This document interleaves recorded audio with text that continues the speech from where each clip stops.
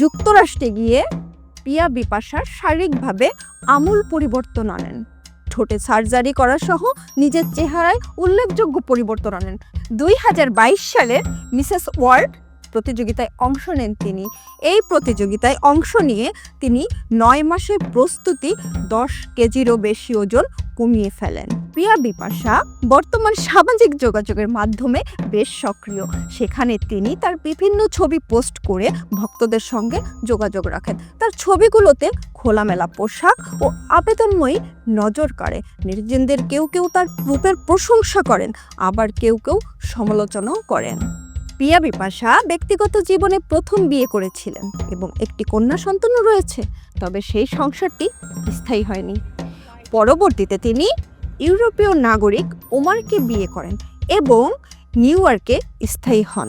তাদের সংসারে সুখের জীবনযাপন করছেন তারা।